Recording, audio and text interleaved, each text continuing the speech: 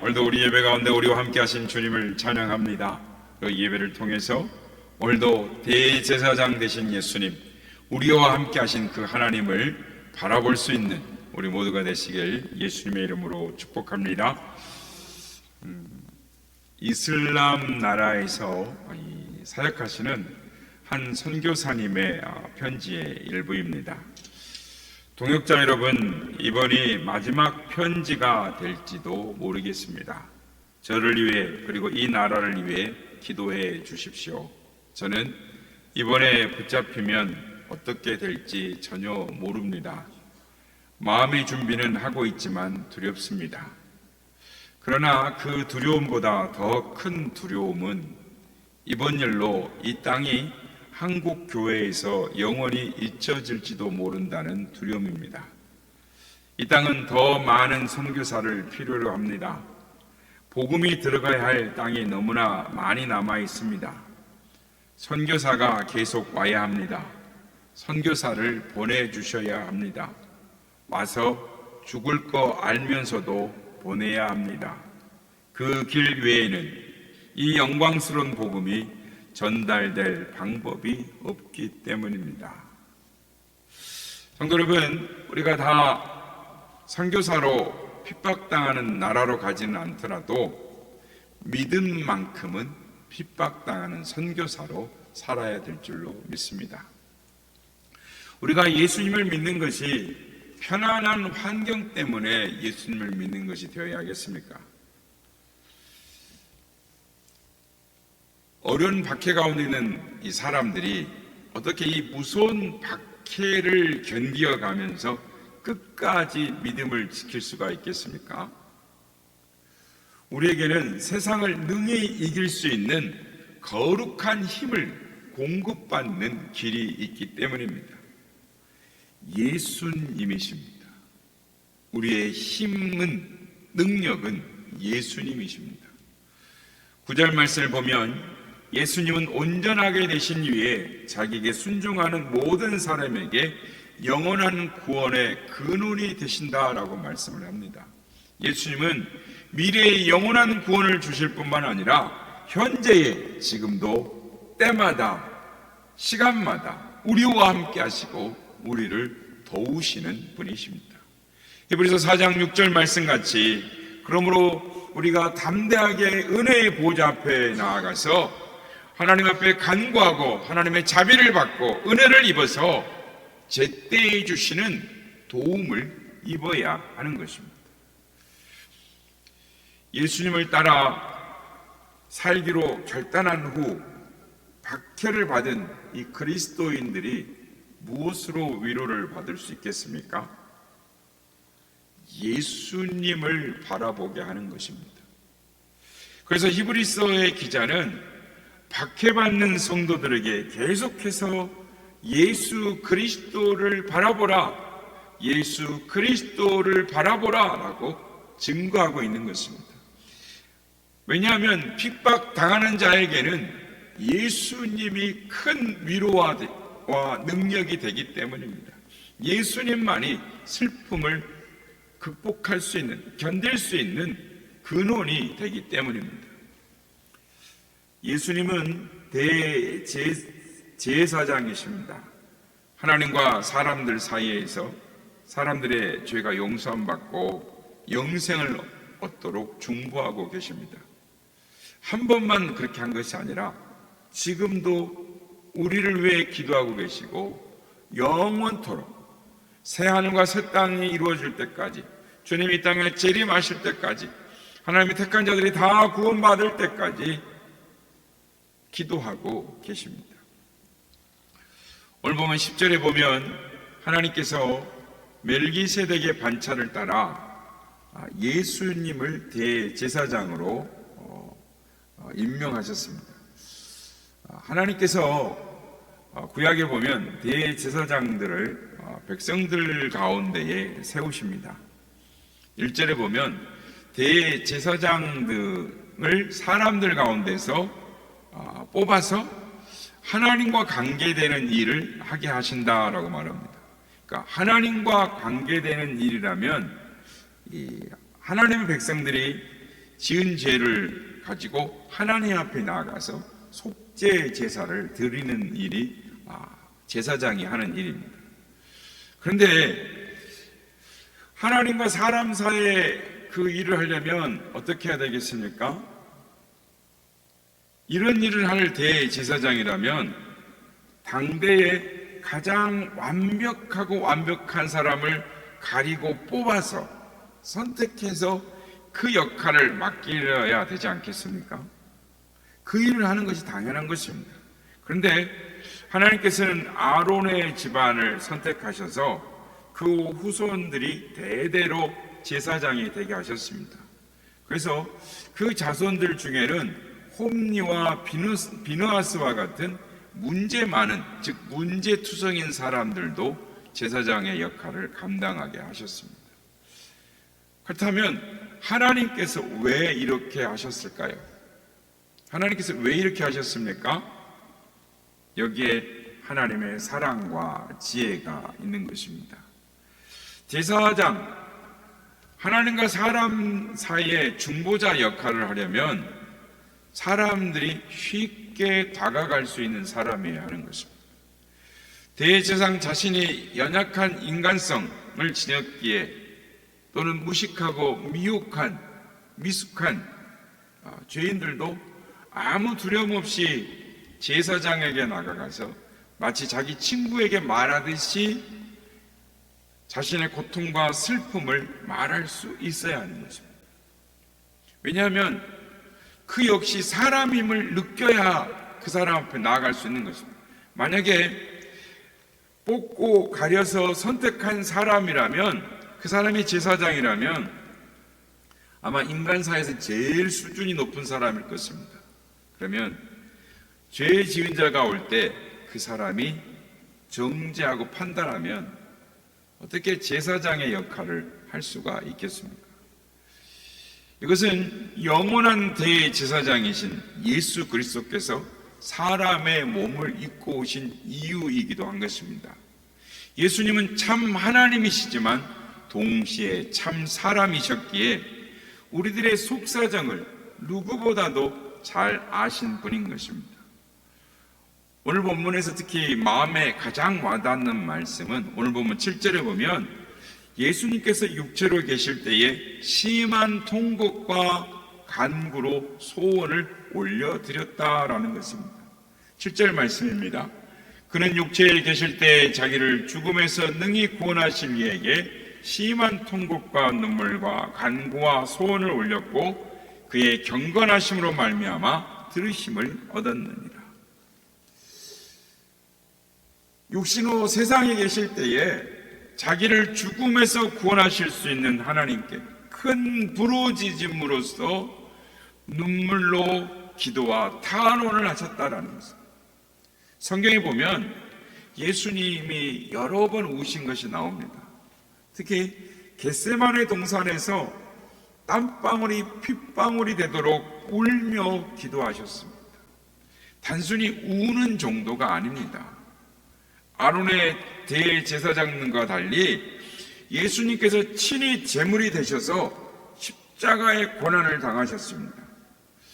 예수 그리스도의 이 고난과 눈물이야말로 핍박당하는 성도에게 큰 위로가 되는 것입니다.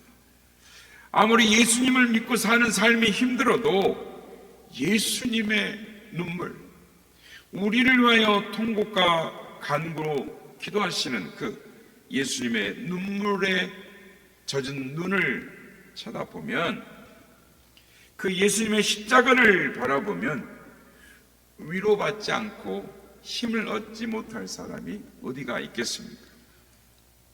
성도 여러분, 눈물 중에는 아름다운 눈물이 있습니다. 하나님이 주신 사명을 감당하다가 흘리는 눈물인 것입니다.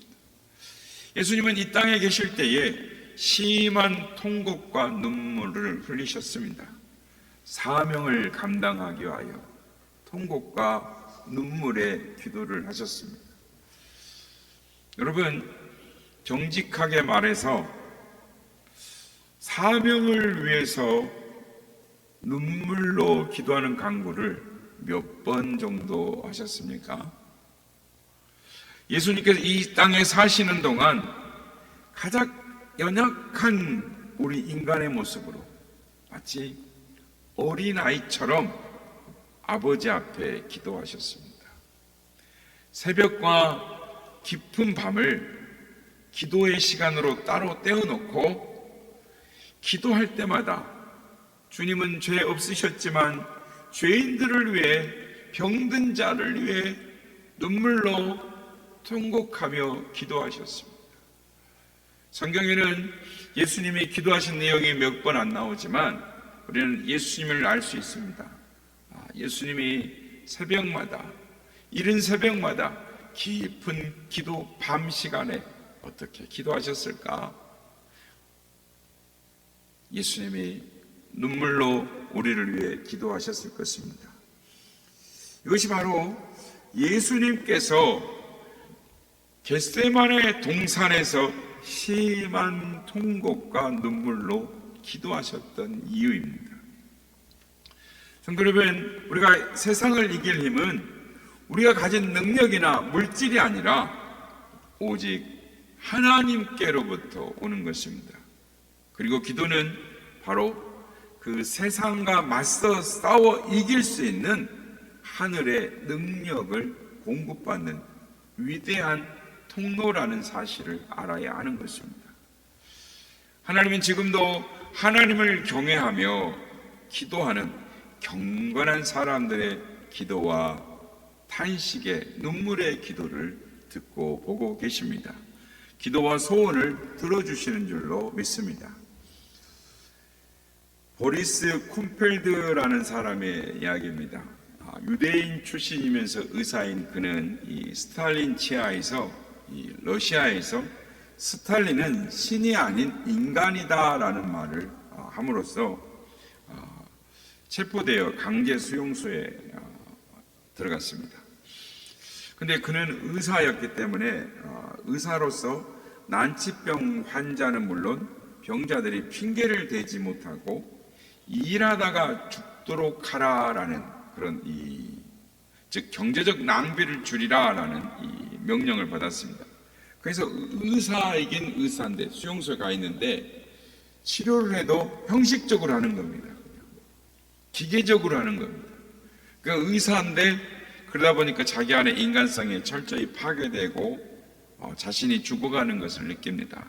절망에 빠졌습니다. 그러다 어느 날 동료 죄수로부터 전도를 받아서 그리스도를 영접하게 됩니다. 그 수용소 내에 기독교 지하 공동체가 있다는 걸 알게 되었고 그 사람들의 기도 때문에 자신이 예수를 믿고 구원받았음을 알게 됩니다. 그래서 그는 자신이 빚진 인생, 주님과 이웃에게 빚진 인생임을 깨닫고 그때부터 정부의 지침과는 다르게 환자 치료에 최선을 다합니다. 한 번은 장암에 걸린 환자를 치료하게 되었습니다. 수용소의 규칙은 그를 살리면 안 되었습니다. 이런 환자를 살리면 의사는 죽어야만 했습니다. 하지만 수용소의 규칙을 어기고 환자를 치료해 살려냈습니다. 이 치료를 받던 환자가 어느 날 이런 질문을 합니다. 왜 당신은 이런 위험한 시도까지 하면서 나를 살리려고 합니까? 당신은 죽음이 두렵지 않습니까? 그러자 보리스 쿰펠트가 이렇게 말합니다. 괜찮아요. 염려하지 마세요. 이미 당신과 나를 살리고자 죽으신 분이 계십니다. 이 환자가 그분이 누굽니까? 그 질문을 받은 보리스 쿰펠트가 미소를 지으면서 그의 이름은 예수 그리스도입니다. 그 보리스 쿰펠트는 이 사람을 살린 것이 알려져서 공개 처형을 받게 됩니다. 그가 처형되던 날 보리스의 발 밑에서 새 생명으로 치료를 받고 복음까지 받게 된 그가 땅에 엎드려 흐느껴 울며 이런 고백의 기도를 드립니다. 보리스, 알겠습니다. 이제 저도 최선을 다해 주님을 위해 살겠습니다. 그리고 그분의 이름을 전하겠습니다. 그가 바로 노벨상을 수상한 알렉산더 솔제니친입니다. 요즘 많은 성도들이 찾는다는 책이 있습니다. 엄마라고 불러도 돼요? 라는 책입니다. 20대 초반의 백인인데요. 한번 사진 한번 보여주시겠어요? 요즘 두란노에서 이게 한 10년 전에 나왔던 책인데 다시 이 책이 지금 또 사람들이 관심의 책이 되고 있습니다. 케이티 데이비스라는 20대 초반의 백인 여자죠. 지금은 30대 초반이 됐는데요. 세상 사람들이 부러워하는 모든 것을 다 가진 소녀였습니다. 미국 테네시주의 아주 부유한 가정에서 태어났고 고등학교 때 스포츠카를 타고 다니고 잘생긴 남자친구도 있고 학교에서 공부도 1등하고 또 학생회장도 했습니다. 그 모든 것을 버리고 주님을 따라가는 이야기가 엄마라고 불러도 돼요? 라는 책입니다. 케이티 데이비스는 고3이 되는 여름방학 때 3주간 우간다 고아원에 자원봉사를 다녀오게 되었습니다.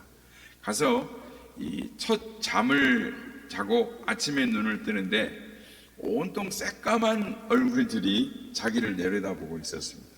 그리고 자기를 깼는데 그 새까만 아이들의 얼굴 속에 웃으면서 하얗게 빛나는 치아가 드러난 거죠. 그걸 보는 순간 이 케이트의 마음이 이 아이들에게 훅 빠져버렸습니다. 그리고 나서 미국으로 돌아와서 고등학교를 졸업하고 1년간만 우간다에 가서 봉사를 하고 돌아와야겠다 하고 여행을 떠났습니다.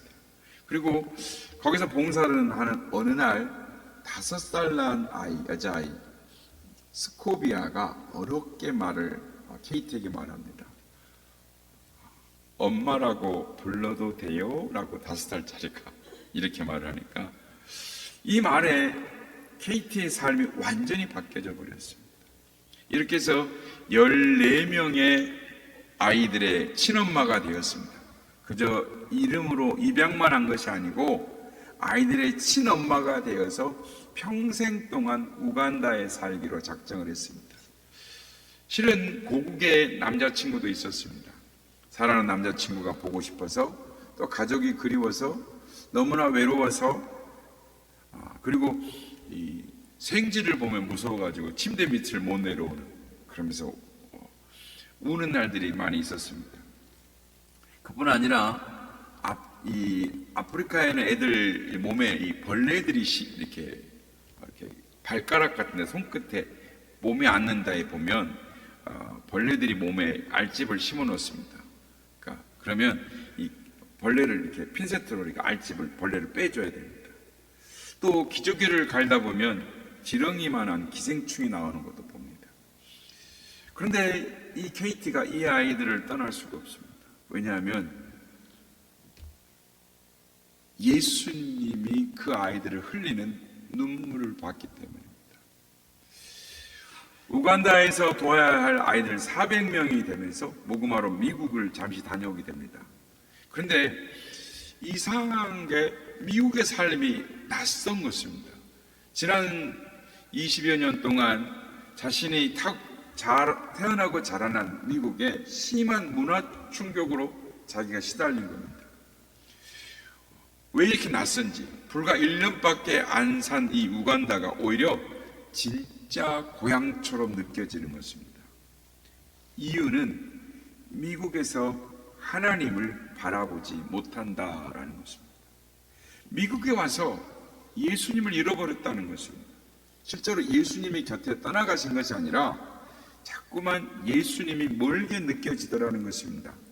그녀가 이렇게 말합니다. 미국에서는 몸이 아프면 약국이나 병원을 찾아간다. 배가 고파서 먹고 싶은 것이 있으면 슈퍼마켓으로 달려간다. 급히 어딘가 가야 하면 차를 탄다. 누군가의 조언이 필요하면 엄마에게 전화를 걸거나 룸메이트에게 말을 건다. 기분 전환이 필요할 때는 남동생 브래드를 찾아가면 브래드가 나를 실컷 웃겨준다. 먼저 하나님께 달려가야 한다는 사실을 자꾸만 까먹는다. 할 수 없이 억지로 기도 시간을 정해 놓아야만 한다.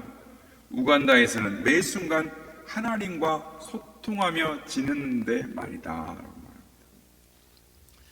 우간다에서는 눈 뜰 때부터 잠들 때까지 하나님을 느꼈다라는 것입니다. 몸이 아파도 어디를 가려고 해도 무엇을 먹고 싶어도 위로가 필요할 때도 항상 하나님이었다라는 거예요. 하나님만 먼저 찾게 되었는데 물질적으로 가난했지만 전적으로 하나님을 의지했기 때문에 영적으로는 그 어느 때보다도 풍요로웠다라는 것입니다. 그녀는 우간다에서 엄마로 통합니다. 그래 이렇게 말합니다. 우리 집의 천사들은 나를 엄마라 부른다. 기아와 질병 등으로 엄마를 잃은 400명의 아이들도 나를 엄마라고 부른다. 하도 많은 아이가 엄마라고 불러대니까 이제 집 근처에 사는 어른들까지도 나를 엄마라 부른다.